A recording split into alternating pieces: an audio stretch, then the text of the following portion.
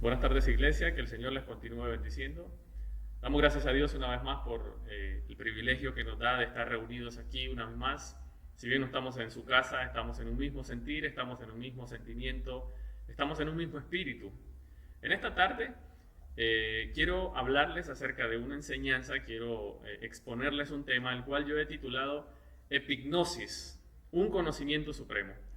Y para poner un marco a esta enseñanza, para poner una base, quiero que recurramos a la palabra de Dios en las Sagradas Escrituras, en la segunda epístola del apóstol Pedro, en el capítulo 1 del versículo 3 al versículo 11.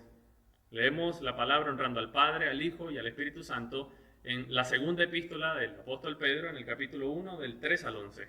Leo y cito: como todas las cosas que pertenecen a la vida y a la piedad nos han sido dadas por su divino poder, mediante el conocimiento de aquel que nos llamó por su gloria y excelencia, por medio de las cuales nos ha dado preciosas y grandísimas promesas, para que por ellas llegases a ser participantes de la naturaleza divina, habiendo huido de la corrupción que hay en el mundo a causa de la concupiscencia. Vosotros también, poniendo toda diligencia por esto mismo, añadid a vuestra fe virtud, a la virtud conocimiento, al conocimiento dominio propio, al dominio propio paciencia, a la paciencia piedad, a la piedad afecto fraternal y al afecto fraternal amor. Porque si estas cosas están en vosotros y abundan, no os dejarán estar ociosos ni sin fruto en cuanto al conocimiento de nuestro Señor Jesucristo.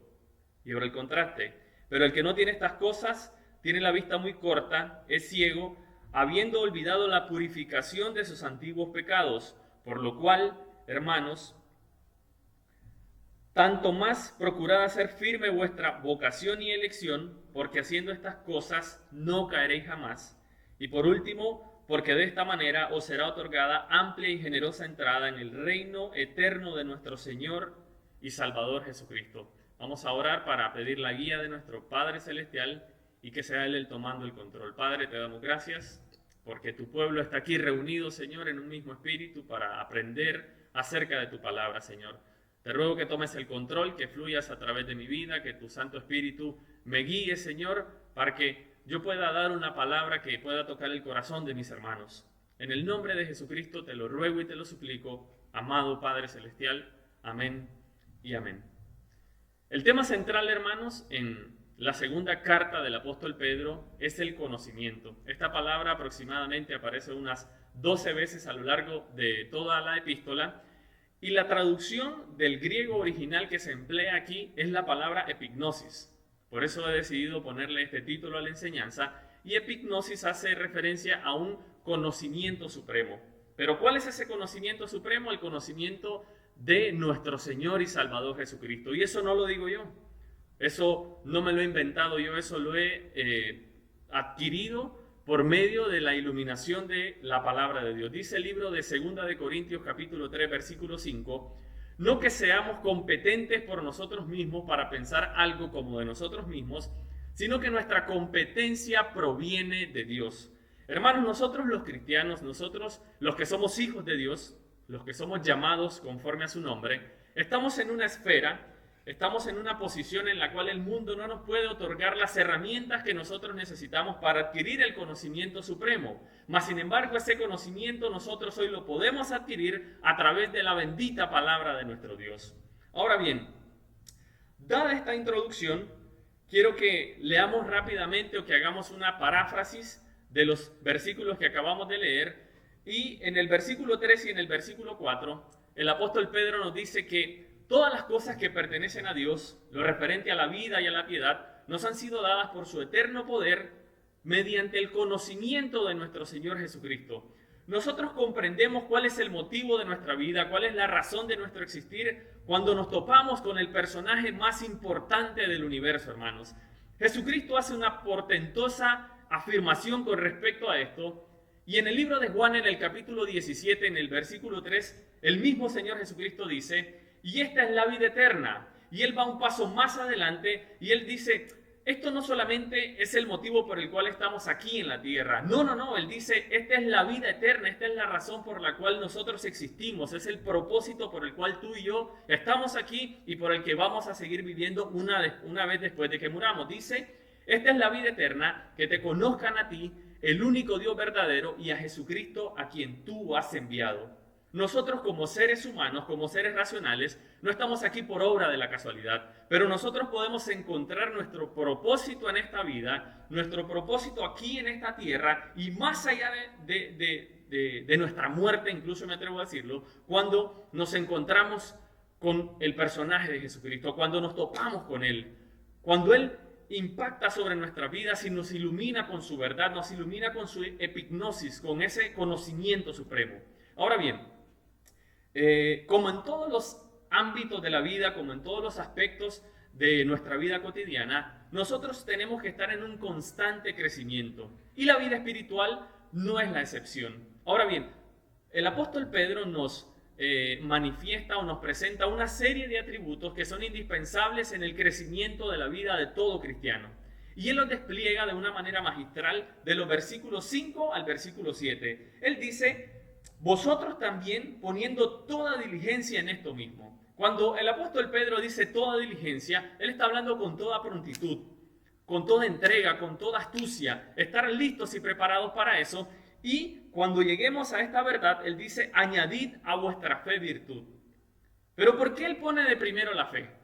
¿Qué tiene que ver la fe anteponiéndose a todos los otros atributos? Bueno, pues sencillamente, hermanos, y esto lo he dicho en otras ocasiones, nosotros nos tenemos que convencer a nosotros mismos, tenemos que hablar a nuestro intelecto de que realmente Jesucristo es el Hijo de Dios, de que realmente el Hijo de Dios pisó esta tierra, anduvo entre los hombres, anduvo entre los mortales, murió, pero que también resucitó al tercer día. Cuando la ciencia quiere negar este evento, cuando la ciencia quiere negar el hecho de que los muertos pueden resucitar, Cristo nos da una verdad absoluta, pero nosotros tenemos que llenarnos de esa fe para que nosotros podamos creer. Naturalmente, el Espíritu Santo contribuye a que nosotros seamos convencidos por el poder de su evangelio, pero tenemos que aumentar nuestra dosis de fe. Y por eso Pedro lo antepone ante todos los otros atributos. Y él dice: a vuestra fe añadirle virtud. Para que nosotros podamos entender el aspecto o la forma en la que el apóstol estaba escribiendo en ese momento, podemos poner un sinónimo a la palabra virtud. En aquella época la palabra virtud hacía referencia a valentía, a ser personas valientes. Y naturalmente tú y yo necesitamos valentía para proclamar la obra del Señor. Tú y yo necesitamos valentía para proclamar el poder del Evangelio. Pedro dice: tú tienes que poner fe primeramente, a esa fe tienes que agregarle valentía y posteriormente a esa valentía tienes que agregarle conocimiento. Hermanos, tú y yo estamos en un campo de batalla. Si bien nuestra lucha no es contra carne, no es contra espada, nosotros estamos luchando contra huestes espirituales. Y no hay mejor ejemplo que anteponer a esta situación del conocimiento que al mismo apóstol Pedro. En el capítulo 16 del libro de Mateo, nosotros nos podemos encontrar con una experiencia, con un acontecimiento que tiene Jesucristo con sus discípulos, y el Señor Jesucristo les pregunta a ellos y les dice: ¿quién dicen los hombres que soy? Y el apóstol Pedro le dice: tú eres el Cristo, el Hijo del Dios viviente. Y Jesucristo le da una promesa a Pedro y le dice: a ti te daré las llaves del reino. Y naturalmente y obviamente fue Pedro quien abrió las llaves del reino aquí en la tierra. Cuando el Espíritu Santo desciende sobre los discípulos, desciende sobre aquellos que estaban en el aposento alto, es Pedro que toma la iniciativa. Y en ese momento Pedro, dando un sermón de aproximadamente unos 12 minutos, él hace una prédica basada únicamente en la Biblia, en la palabra de Dios, en el conocimiento supremo, en esa epignosis. Y él hace referencia de las Escrituras, de la ley de los profetas, 3 veces, y con eso bastó y fue suficiente para que 3,000 personas fueran transformadas, para que 3,000 personas fueran convertidas de su incredulidad. Es lo que dice el apóstol Pedro: a la fe que ya tienes, a la valentía que posees, tienes que agregarle parte de ese conocimiento. Ahora bien, siguiendo con los atributos, él dice también: a este conocimiento agrégale dominio propio. ¿Qué tiene que ver el dominio propio? No tiene exclusivamente que ver con la influencia que nosotros podemos tener de afuera, con la influencia que nosotros podemos tener del mundo, sino básicamente con el mal que habita en nosotros. Nosotros somos pecadores desde el principio. Cuando nuestro padre Adán pecó, cuando Adán abrió la brecha, nosotros empezamos a correr una carrera desenfrenada de camino al infierno. El pecado nos inundó como un virus y el apóstol Pedro dice: tienes que tomar dominio propio con respecto a eso. Y a eso también dice que le anexes paciencia. La paciencia aquí no tiene nada que ver con ser pasivos o ser personas que se toman las cosas a la ligera, sino resistir. Si puedes ponerle un sinónimo a la palabra paciencia en este momento, puede ser la palabra resistir. El apóstol Pablo dijo, todo lo puedo en Cristo que me fortalece. Pero haciendo la referencia a que no va a adquirir todo lo que quiere en el nombre de Jesucristo, sino que él va a soportar todo lo que puede en el nombre de Jesús. Ese es el sinónimo que nosotros podemos emplear a esta palabra cuando habla el apóstol Pedro acerca de la paciencia. Luego está la piedad, hermanos. La piedad tiene que ver todo lo referente a los atributos de la santidad de Dios. Nosotros tenemos que ser santos como Él es santo. Y por último tenemos el afecto fraternal y el amor. Estos están entrelazados, están compaginados muy estrechamente, y esto hace referencia no solamente a amar a nuestros hermanos creyentes, a nuestros hermanos cristianos, sino también a amar a los pecadores, hermanos. Amar a aquellas personas que se encuentran perdidas, sentir esa compasión por esas almas que se pierden. Ahora bien, todos y cada uno de estos atributos no vienen a nosotros de un golpe. El conocimiento completo de Dios en Cristo Jesús, Señor nuestro, es el cimiento del carácter cristiano y la fortaleza del Espíritu.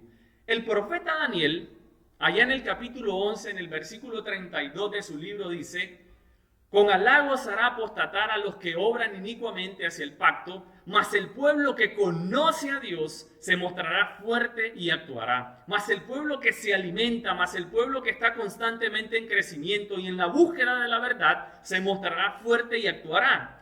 Hay una frase en particular que pienso que encaja muy bien con el versículo que leemos a continuación. En el versículo 8 dice: porque si estas cosas están en vosotros y abundan, no os dejarán estar ociosos ni sin fruto en cuanto al conocimiento de nuestro Señor Jesucristo. El crecimiento que nosotros adoptamos con los atributos que acabamos de mencionar nos hacen estar activos, nos hacen trabajar en la obra del Señor.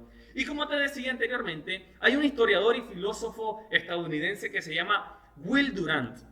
Y él escribió un libro que se titula César y Cristo. Y hay una frase la cual quiero citar en este momento que pienso que encaja a la perfección con este tema. Él dice: no hay un drama más grande en el registro humano que el ver cómo un grupo de cristianos despreciados y oprimidos por una sucesión de emperadores soportan juicios con feroz tenacidad, pelearon contra la espada con la palabra de Dios. Y repito esto: pelearon con la espada, contra la espada con la palabra de Dios, al estado más fuerte que ha conocido la historia. César y Cristo se encontraron en la arena y Cristo venció. Déjame recordarte una cosa: estos primeros cristianos no tenían espadas, no tenían escudos, no tenían ejércitos. Con lo único que ellos contaban eran con el conocimiento supremo de nuestro Señor Jesucristo. Ellos estaban empapados de la verdad. Pablo dice: para los griegos es locura, para los judíos es necedad, pero para el que cree, poder de salvación. Y eso es lo único que necesitamos, hermanos. Los primeros cristianos cimentaron las bases de la reforma protestante, y no solamente eso, cimentaron las bases de la reforma misionera. Es lo único que necesitamos. El evangelio tal, puro y llano como lo es más que suficiente para transformar la vida de todas las personas que no creen.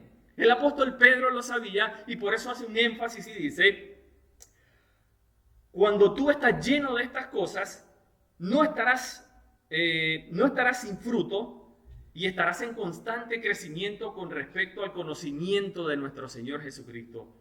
Es lo único que necesitamos, hermano. Es lo único de lo cual necesitamos ser llenos hoy en día, de la palabra de Dios. Ahora bien, primero el apóstol Pedro nos presenta los beneficios de obtener estos atributos o trabajar en ellos o empaparnos de este epignosis, de este conocimiento supremo. Y en segundo lugar, él nos presenta el contraste. Y él nos dice: pero el que no tiene estas cosas tiene la vista corta. Es ciego habiendo olvidado la purificación de sus pecados antiguos. Y quiero hacer una comparación, quiero darte un ejemplo de cómo funciona esto que el apóstol Pedro nos quiere mostrar en esta tarde. Cuando Adán pecó, se lo dije hace algunos momentos, cuando Adán desobedeció, cuando Adán infraccionó la ley de nuestro Dios, él automáticamente abrió la brecha del pecado.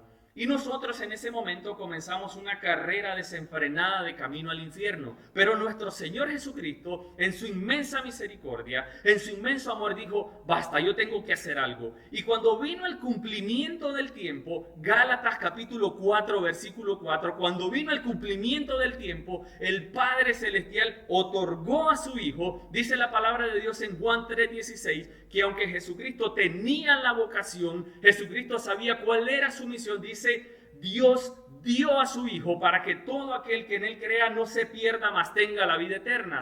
Cuando Jesucristo viene a la tierra, muere por nosotros, nosotros nos topamos con la gracia, nosotros chocamos con la verdad, nosotros chocamos con la salvación. Y no lo obtuvimos de manera gratuita, lo obtuvimos por gracia. Vuelvo y te lo repito, no lo obtuvimos de manera gratuita, lo obtuvimos por gracia. Y hay una diferencia. Hay una diferencia entre lo que es gratis y lo que es la gracia. Y quiero ponerte una analogía. Suponte que vas por la calle, estás en una calle desolada, estás en una calle abandonada y te encuentras 50 euros. No hay nadie, los recoges esos 50 euros, son tuyos, esto te lo ganaste de manera gratis. Este puede ser un ejemplo para lo que quiero hablarte de lo que es gratis, de lo que es free, dirían en el idioma inglés. Pero ahora viene la gracia. La gracia es que yo teniendo una necesidad, yo necesitando comprar, por ejemplo, leche para mi bebé, el pastor Gustavo sabe de mi necesidad y él dice, no, hoy voy a ir a trabajar y lo que gane de mi salario, con mi esfuerzo, se lo voy a dar a mi hermano Jorge. No porque él lo haya merecido, sino porque simplemente lo necesita. Hermanos, tú y yo no buscamos a la gracia, tú y yo no buscamos la salvación. La salvación se topó contra nosotros, la salvación impactó sobre nuestras vidas y eso es lo que dice el apóstol Pedro. Cuando nosotros no crecemos en el conocimiento, cuando nosotros no nos estamos empapando de esa verdad, tenemos la vista corta y tendemos a olvidar el sacrificio de nuestro Señor Jesucristo en la cruz del Calvario y por eso nos desviamos. Por eso el apóstol Pedro dice, crece en el conocimiento, crece en la verdad, crece en esta epignosis que es un conocimiento supremo que proviene de nuestro Señor Jesucristo. Y por último dice, por lo cual, hermanos, tanto más procurad hacer firme vuestra vocación y elección, porque haciendo estas cosas no caeréis jamás. Dice el apóstol Pablo en 2 de Corintios capítulo 13, versículo 5, examinaos a vosotros mismos si estáis en la fe. Examínate, hermano, si realmente estás en la roca. ¿En qué están parados tus pies? ¿Cuál es tu base? ¿Cuál es tu fundamento? Y él termina diciendo en 2 de Corintios 13:5, a menos que estéis reprobados.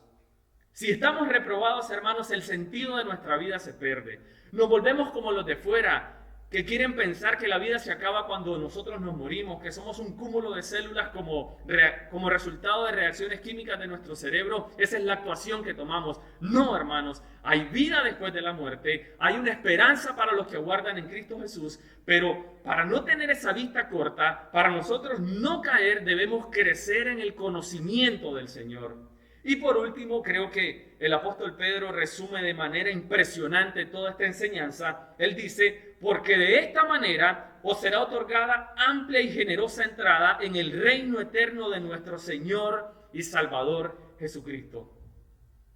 Cuando nosotros crecemos, cuando nosotros aumentamos nuestro conocimiento, cuando nosotros no estamos ociosos, cuando estos atributos abundan en nosotros, es que empezamos a encaminarnos en la puerta estrecha. Y por eso al final él dice, se nos dará amplia y generosa entrada en el reino de los cielos.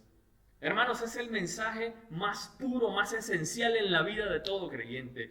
Tú y yo no tenemos recursos bélicos, tú y yo no tenemos armas ni tenemos necesidad de ellas. Al igual que los primeros cristianos, nuestro poder está en el Evangelio, pero necesitamos crecer en esa gracia. El apóstol Pedro, naturalmente, al terminar esta epístola, segunda de Pedro capítulo 3 versículo 18 dice, antes bien creced en la gracia y en el conocimiento de nuestro Señor y Salvador Jesucristo. Y él sabe por qué lo estaba haciendo. Él sabía que nos íbamos a enfrentar a la apostasía. Él sabía que nos íbamos a enfrentar a tiempos difíciles. Naturalmente la carta se escribe a la iglesia de ese momento, pero el apóstol, guiado por el Espíritu Santo, profetiza para la iglesia del futuro. ¿Y cuál es el antídoto contra la apostasía? ¿Cuál es la solución para nuestros problemas? ¿Cuál es el crecimiento? ¿En qué consiste que nosotros nos sigamos alimentando? en crecer en el conocimiento de nuestro Salvador.